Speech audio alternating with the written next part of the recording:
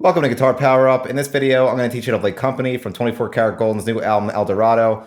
So as always, if this video helps you, please hit the like button. If you have any questions, leave them in the comments section. Subscribe for more from this artist, and visit GuitarPowerUp.com for more videos. Enjoy!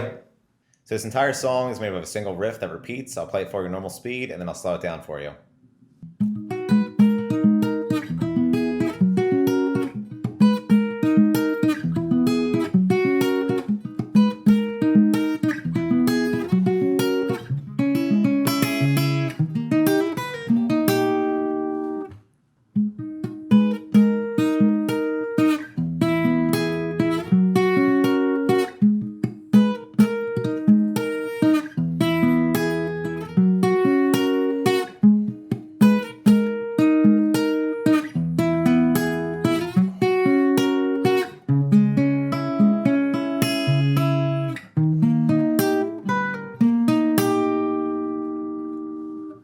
And that's it for Company. Like I mentioned, if this video helped you, please hit the like button. If you have any questions, leave them in the comments section. Subscribe for more from this artist, and visit GuitarPowerUp.com for more videos. Thanks.